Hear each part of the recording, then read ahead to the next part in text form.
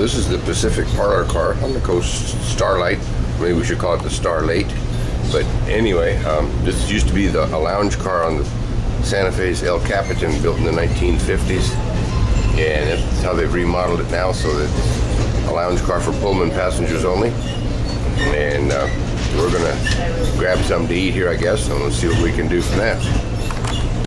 Well, this is the continental breakfast I'm having on the car. Anyway, we'll try this again. Yeah, this is my continental breakfast here on the Pacific parlor car. And it looks really good, so I'm going to turn this thing off and hit this. We'll catch up with you later. Right. Well, this is the lower level of the Pacific parlor, and we have a movie theater down here. So, got some 2-1 seating, and there's the movie screen down there. So this is the lower level of the Pacific parlor. It's a movie theater down here. And this is more of the Pacific parlor lounge car. I got the big swivel chairs here. And looking back the other direction, this is the dining room area. So we just went through Colca, which is about 5 miles south of Oregon City. We're headed north. Should be home in the next hour and a half or so at the most. And this is Highway 99E. It becomes McLaughlin through Oregon City and Milwaukee and into southeast Portland. We just passed the southbound Starlight on the other side of us here. But anyway, we're almost to the end of the trip, and it's been a good trip, and I'm ready to put my feet up and be in my easy chair though. Well, we're kind of going through the trees, but the water out back here is the Willamette River. We're coming up on Oregon City now. We'll be able to see Willamette Falls here in a few minutes. And so anyway, we're kind of behind the trees along the riverbank. Well, we're almost on to Willamette Falls. You can see the paper mill on the other side of the river there. And the falls will be between the paper mill on this side of the river. And this time of year, the river doesn't have a lot of flow through it, but you should still be able to see a little something going over the falls. We're right even with the falls now.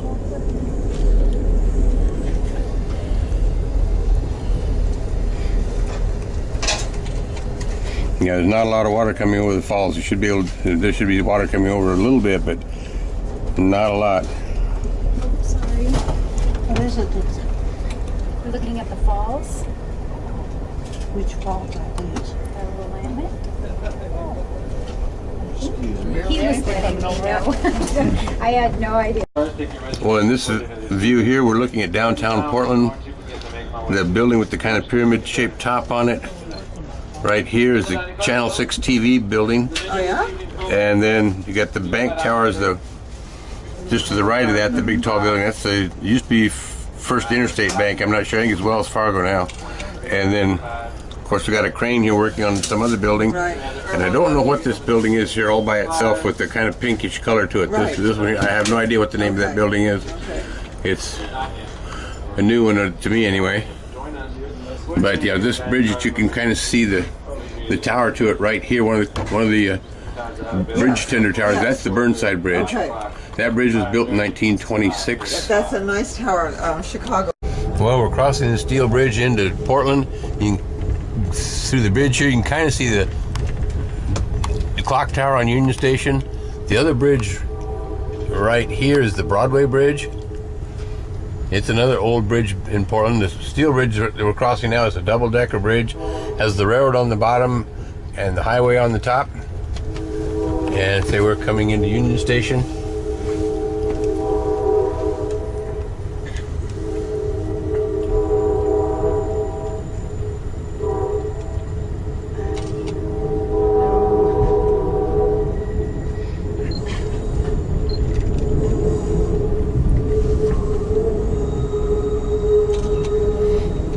And there's a big grain elevator that you can see right here out behind us.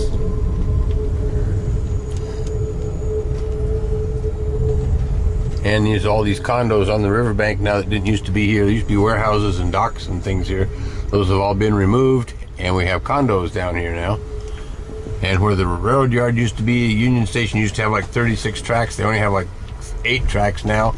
And where the other railroad tracks in Union Station used to be, there is now condos. As you can see, this one we're coming by right here is Yeah, this is a condo, which is, there used to be railroad tracks in here for Union Station. I'm looking kind of east, on the east side of Union Station, on the riverside. But we're just about to stop here in Union Station here in Portland. Well, this is our lead locomotive at number 156. These got the nickname Mud Missile from when they were new. The first trip one of them made, they run off the tracks into the mud, so they got nicknamed Mud Missile. This one has a special paint job on it. I'm going to cross the track here and see if I can get a better view of it. Yeah, here's the kind of the side view of it. They're also refueling the locomotive behind us.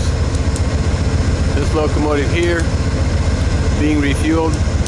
Originally, the way those were painted, this is of course the Phase 4 Amtrak paint scheme, but originally when those were painted new, they looked like a Pepsi can, so they got nicknamed that. So we have a Mud Missile on the front and a Pepsi can in the rear, and this is the power on train number 14. We're in Portland, Oregon, and we have about another 50 miles to go and we'll be home. So we're on our way, and it's been a great trip, ready to do it again, but it's going to be nice to be home.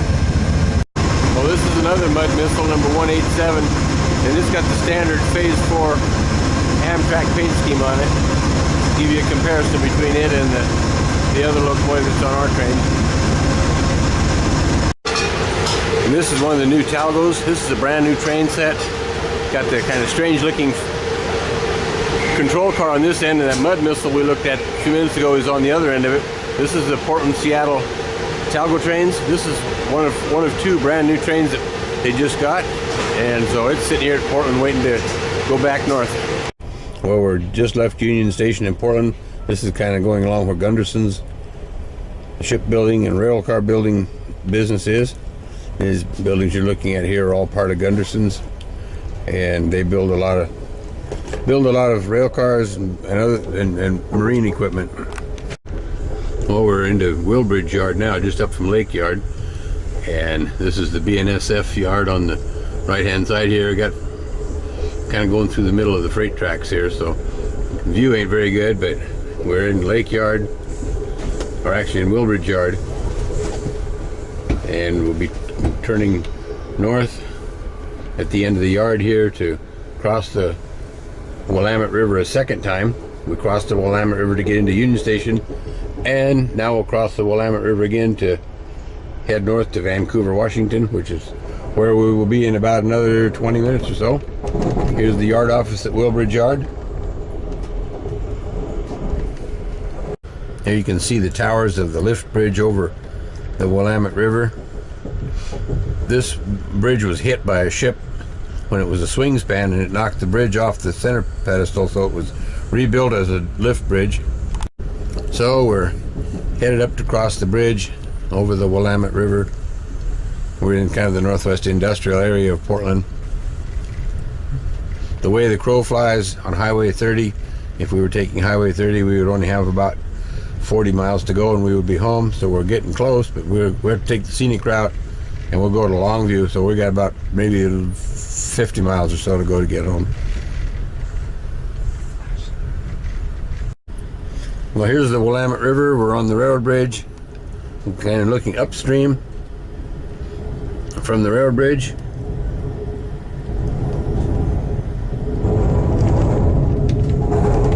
Now we're on the lift span itself.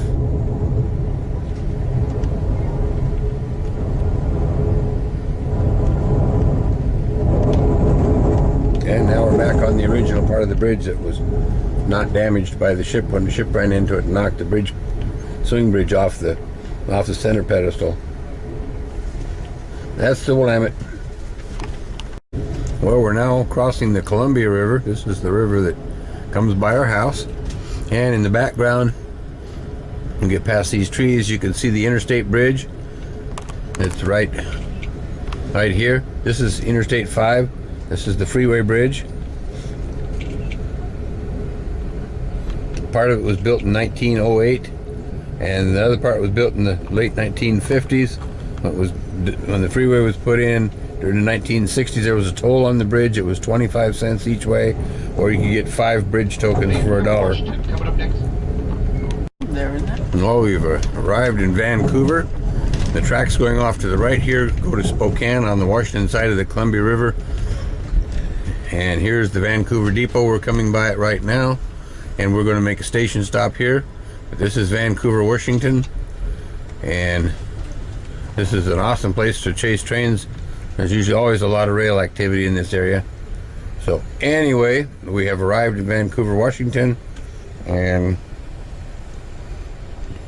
we've got about 40 miles to go to get home. Well, we're coming into the slums of South Kelso. Longview's the sewer and Kelso's the cesspool. But anyway, we're coming into the south slums of Kelso, and we'll be in the depot in just a matter of a couple of minutes. And we'll supposedly have our number one kid picking us up.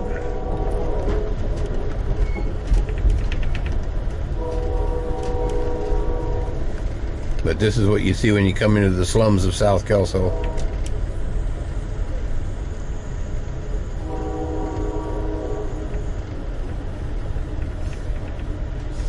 First thing into Kelso, when you see a cop, I would see a cop all the trip. No, we have first one, yeah.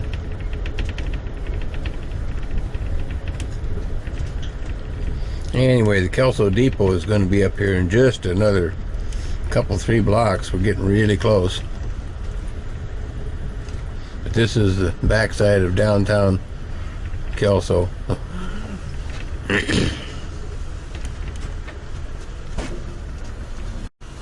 And here's the Kelso Depot. We have arrived.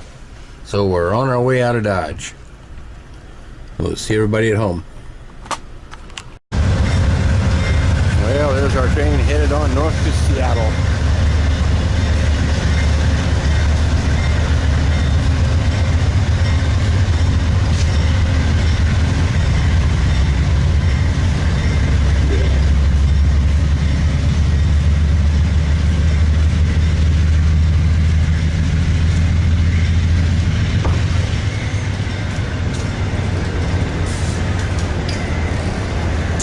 Our car was 32070. This car right here is our car that we've been in since Sacramento last night.